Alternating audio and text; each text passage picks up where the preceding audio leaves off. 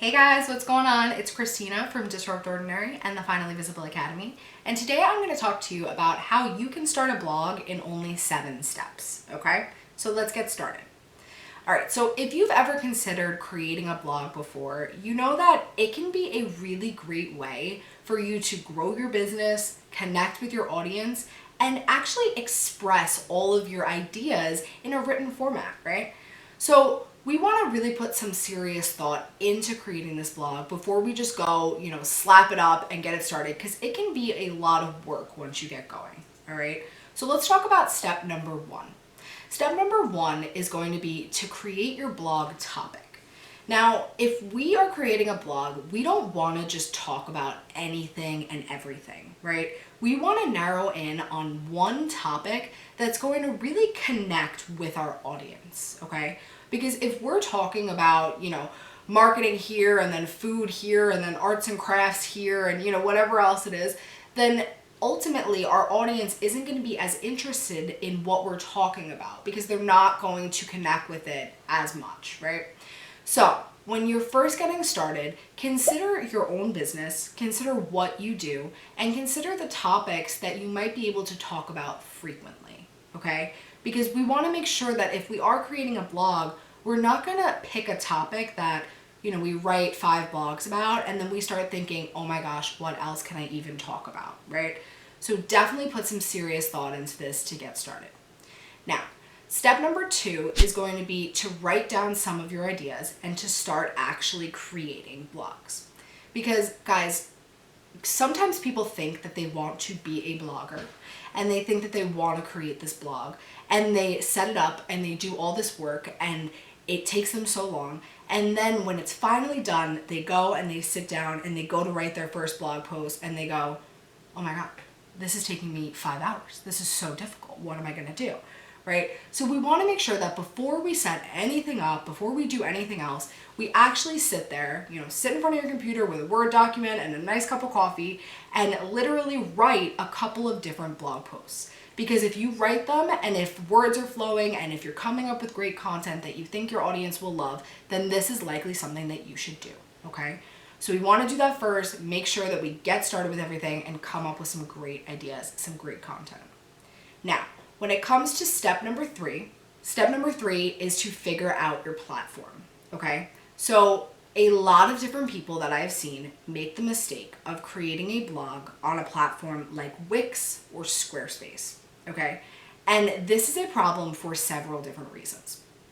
When you're creating a blog, first off, you want to make sure that your blog is connected to whatever website you have or will have in the future, okay? So I've had clients in the past that have a website on WordPress and then they go and they create a blog on Squarespace because they have somebody manage their WordPress website, but then they want to just be able to easily create content, so they do it on Squarespace. And this is not a good solution for you, okay? Because your blog, one of the main purposes of it is to get people to your website so that they read your blog, they understand information, they understand who you are, what you do, and then they can go and they can look at the rest of your website and they can explore your services or your products and they can contact you and learn how they can work with you further, right? So if you have your blog and your website in 2 different areas, that's a major disadvantage for you. So you want to make sure that you're keeping it all concise and all together. Now, a reason why you don't want to create your blog or your website on a platform like Squarespace or Wix is because those platforms are builders, okay?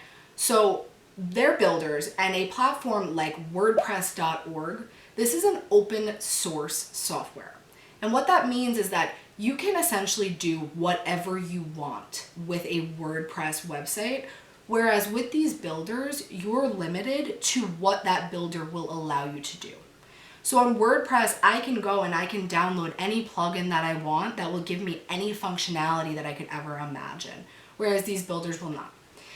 Additionally, WordPress websites tend to be a lot better for SEO purposes than a website builder like Squarespace or Wix. And when it comes to writing a blog, in order to get more traffic on that blog, we want that blog to show up in search results in Google, right?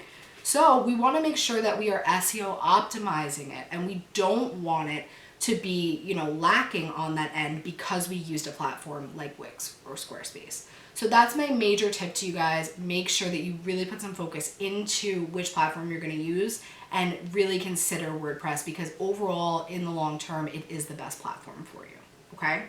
Now let's move into step number 4. Okay, so step number 4 is going to be to get your domain and your hosting and sync it all up with your website or your blog, right? So if you don't have a domain name yet, you're going to want to get one of those. So for example, www.disruptordinary.com, that's our domain name, right? And guys, they're really cheap. They could be like $12 a year or something like that. So definitely get that sooner rather than later, because if somebody takes the domain name that you really want, you're not going to be happy about that, right? And I would definitely recommend, one of the places we go all the time is GoDaddy.com. I'll put a link to it below. It can be, really, really useful in getting that domain name, getting it cheap, and getting it hooked up properly. And then you're also going to want to get the hosting end of things, okay? Because hosting is essentially the place where your blog is going to live on the internet. It needs to live on a certain server, okay? So again, we use GoDaddy.com for a lot of this, with a lot of different, client websites and stuff like that. I would highly recommend that you look into their hosting plans. Now, when you do get this hosting and this domain, you need to make sure that you hook everything up properly to your website. If that is WordPress, it's pretty easy. Even if it is one of the builders, it can be relatively easy as well. But definitely make sure that everything is hooked up properly before you go and launch anything, okay? So that's step number 4.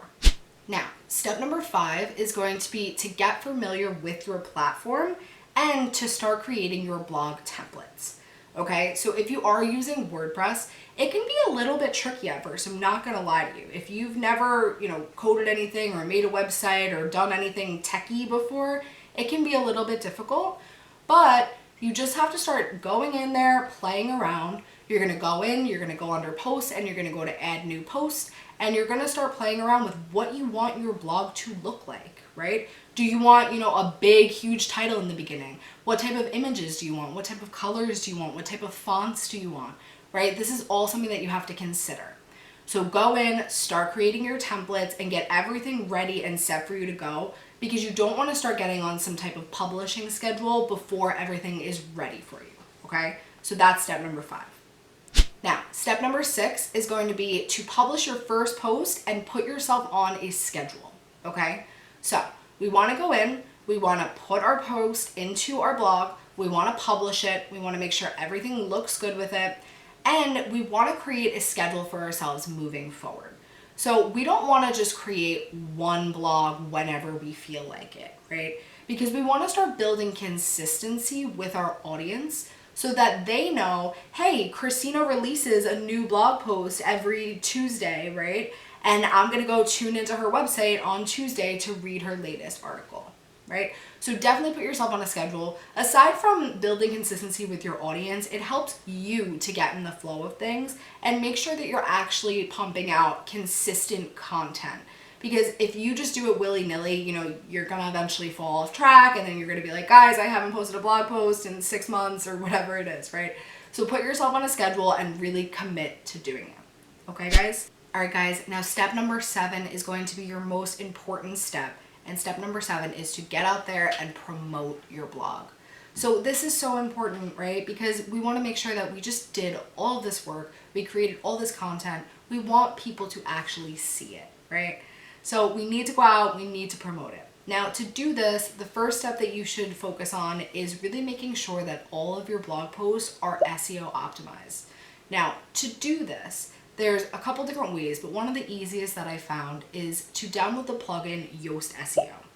So if you download this plugin on your WordPress website, it's going to make it super easy for you to optimize this blog post.